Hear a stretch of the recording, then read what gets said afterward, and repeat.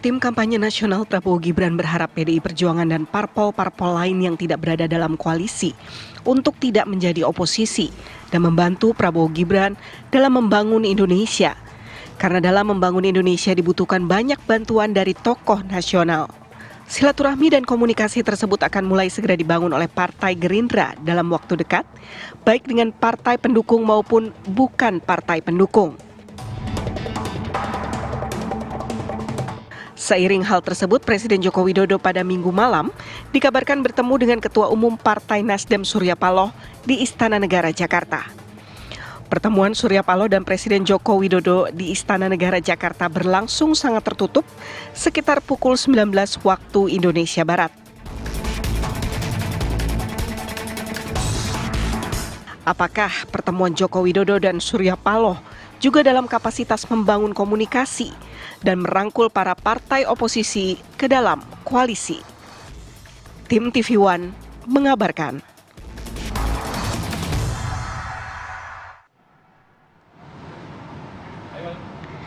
Ya, kita berangkat dari pertemuan Presiden Joko Widodo dengan Ketua Umum Partai Nasdem Surya Paloh. Apakah ini juga membuka ruang nantinya akan ada beberapa partai yang juga diajak masuk ke dalam koalisi nantinya di pemerintahan yang baru, tapi juga di satu sisi sempat ada pernyataan dari Gerindra bahwa nantinya berharap seperti PDIP tidak menjadi oposisi dan juga bisa membantu pemerintahan untuk membangun Indonesia lebih maju ke depannya. Kita akan membahas mengenai hal ini dengan narasumber yang sudah hadir di studio.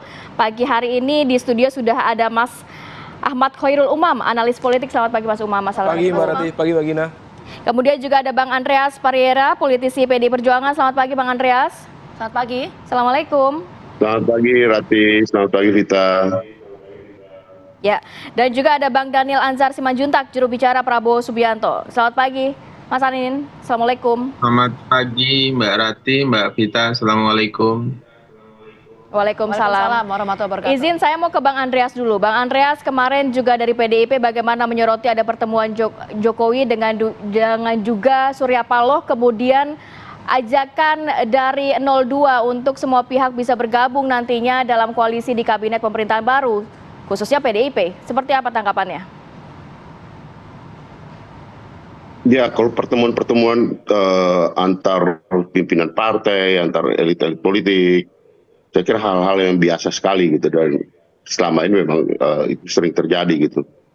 Tapi kalau pembicaraan soal ada di dalam pemerintahan atau di luar pemerintahan, saya kira ya belum waktunya lah gitu. Kita tetap menghormati proses penghitungan yang berjalan. Juga kita harus menghormati juga berbagai macam ya protes dan komplain yang dilakukan oleh ya masyarakat terhadap proses pemilu yang berjalan ini gitu. Saya kira kita tunggulah waktunya, dan soal menjadi ikut di dalam koalisi atau menjadi partai yang berada di luar, di PDI Perjuangan biasanya kita memutuskan itu melalui proses seperti keputusan di Kongres gitu.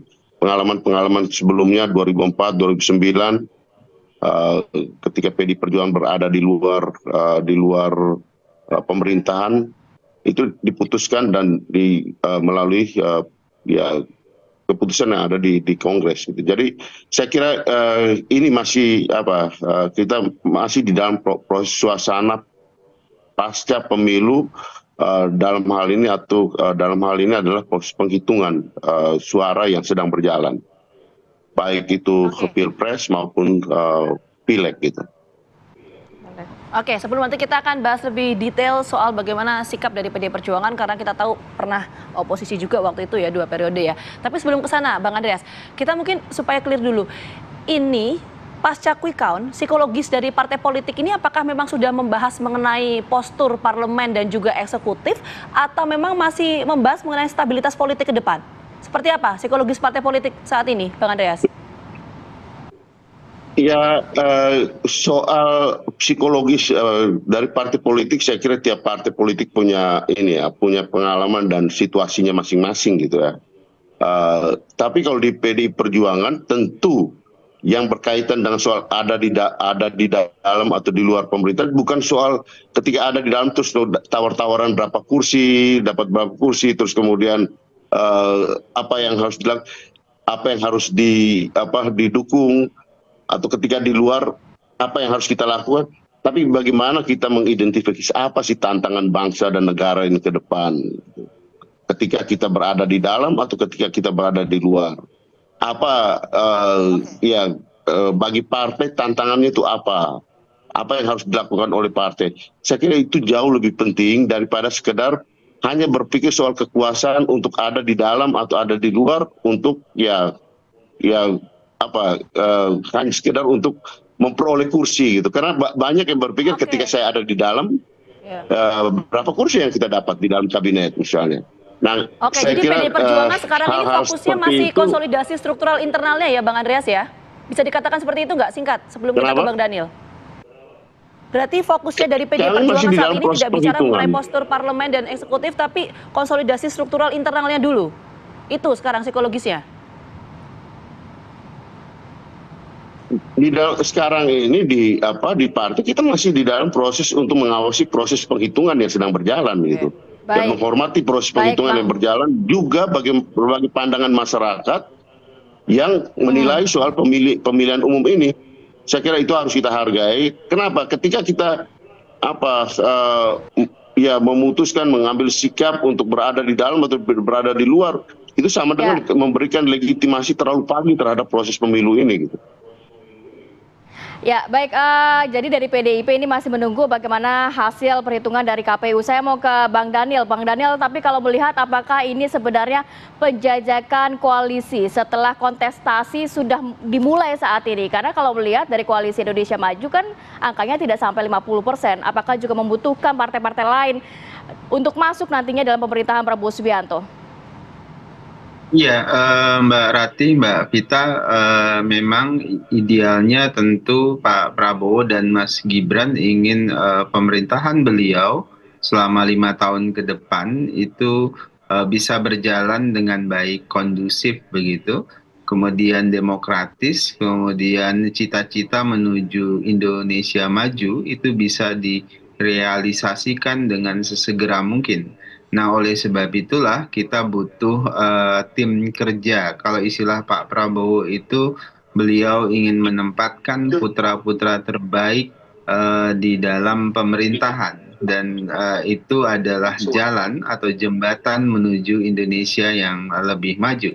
Nah, oleh sebab itulah membangun postur pemerintahan yang terdiri dari kekuatan-kekuatan politik, kekuatan sosial masyarakat yang ideal itu pasti dibentuk dan diformasikan oleh Pak Prabowo. Tentu Pak Prabowo akan berbicara dengan partai pendukung yang selama ini berjuang bersama beliau, bicara dengan berbagai pihak untuk bagaimana idealnya postur pemerintahan ke depan. Tentu dengan tetap menjaga proses checks and balances, baik itu dari partai politik maupun dari kelompok masyarakat sipil atau kampus dan sebagainya.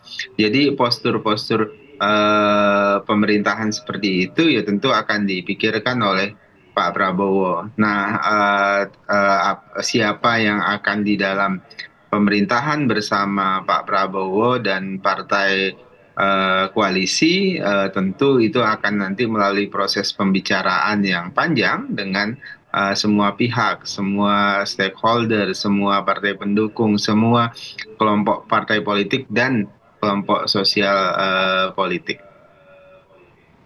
Oke, Bang Daniel, kalau kita mendengarkan pernyataan yang disampaikan oleh Mas Ahmad Muzani ini kan kalau saya kutip ya, ini kan sempat mengatakan bahwa pihaknya dalam waktu dekat ini akan menemui PDI Perjuangan dan mengajaknya bersatu dalam koalisi Prabowo Gibran.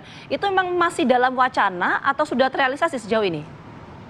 Begini, karakteristik Pak Prabowo atau saya sebutlah fatsun politik Pak Prabowo itu tentu ingin berbicara dan bersilaturahim serta bekerja sama, atau kalau kalimat yang tepat itu bergotong royong dengan semua pihak.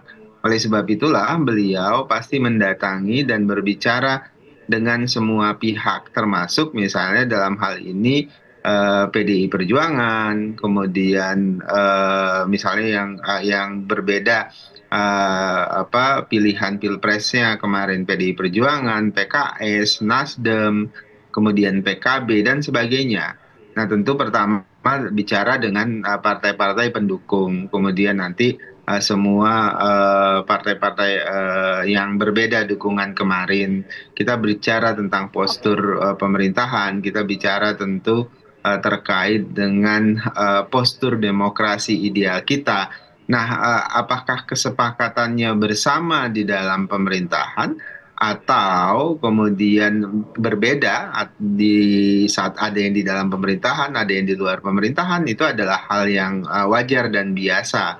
Yang paling penting adalah kita punya komitmen sama untuk menuju Indonesia yang maju, untuk memastikan proses demokratisasi di Indonesia itu tetap berjalan dengan baik dan sehat. Oke, Bang Daniel, tapi komunikasi itu sudah terjalin atau belum? Jadi diksinya ini sudah atau akan? Hari ini Pak Prabowo masih berkomunikasi dengan para tokoh-tokoh yang selama ini mendukung beliau secara total, termasuk dengan partai-partai pendukung. Tentu ada prosesnya, Di luar itu? Mbak Vita. Nanti pada waktunya tentu beliau juga akan bicara dengan partai-partai lain yang di luar pendukung Pak Prabowo dan Mas Gibran. Baik. Oke, Mas Anin, saya mau ke Mas Umam. Mas Umam, kalau sedikit dulu mencermati bagaimana pertemuan dari Presiden Jokowi dengan Surya Paloh hanya berlangsung 1 jam tertutup, kemudian juga mendadak juga undangannya. Apa yang bisa dimaknai dari pertemuan tersebut? Apakah juga ini ancang-ancang untuk nantinya koalisi pemerintahan Prabowo Subianto Gibran Raka Buming Raka? Ya, kalau kita mencermati beberapa statement yang disampaikan oleh Pak Surya Paloh, termasuk oleh Mas Anies, tampaknya memang ini adalah bagian dari skema negosiasi sekaligus juga kompromi kepentingan untuk menjadi bridging bagi misalnya Nasdem untuk menjadi bagian dari pemerintahan mendatang. Dan situasinya ada simbiosis mutualism, karena bagaimanapun juga Pak Prabowo dengan Partai Gerindra ternyata praktis tidak ada kutel efek sama sekali.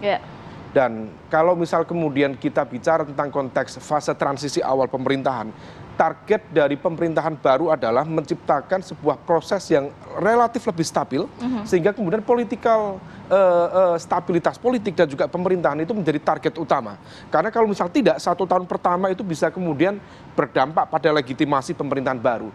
Maka yang dibutuhkan oleh Pak Prabowo, yang praktis partainya sendiri ternyata tidak mendapatkan satu kekuatan yang cukup signifikan dalam konteks parlemen, pengamanan di parlemen, maka dia memiliki political dependency atau ketergantungan politik yang cukup tinggi terhadap partai-partai penyokongnya. Praktis sekarang di Koalisi Indonesia Maju, kalau misal kemudian diakumulasikan, memang bisa mencapai sekitar 50-an. Tapi dalam kontestasi politik, rata-rata sebuah pemerintahan dengan multi-party system di Indonesia itu bisa ditopang kalau misal kemudian memiliki kekuatan sekitar 70% di Dan parlemen. kita melihat Presiden Joko Widodo kan hampir 80% ya. Bahkan hampir 80%, dan itu kemudian bisa melakukan manuver dengan berbagai macam pendekatan. Nah, situasi ini yang kemudian tampaknya menjadi sebuah bridging, dan disampaikan oleh Pak Surya Paloh misalnya, bahwa nanti ketika kemudian penyelenggara pemilu, KPU, menyampaikan statement secara terbuka, menetapkan siapa yang kemudian menang dan kalah, maka tampaknya dari statement Pak Surya Paloh, termasuk dikonfirmasi oleh sekjennya, Pak Hermawi Taslim beberapa waktu lalu, tampaknya tidak ada sebuah perlawanan politik dan konstitusional yang signifikan dari Nasdem sendiri sebagai, let's say, sponsor utama dari kubu 01. Meskipun yang kemudian menjadi dicatat, menyitir dari statement Mas Anies sendiri ketika dalam debat kemarin, sepertinya ada yang tidak kuat dan tidak sanggup, tidak tahan untuk menjadi oposisi. Ini belum genap 1 minggu, tetapi kemudian proses negosiasi itu sudah berjalan. Dan yang kemudian seolah menjadi sesuatu yang agak, ini ujian ya, ujian terhadap konsistensi, keistiqomahan, apakah narasi perubahan yang kemarin digaungkan itu betul-betul memang mengakar berdasarkan kontemplasi politik dan demokrasi memadai, ataukah sekedar hanya gimmick semata? Oke, nanti itu kita jawab, Mas Ya. Umam. Nanti kita akan elaborasi, tapi kita jeda dulu. Kami kembali hadir saat lagi untuk Anda.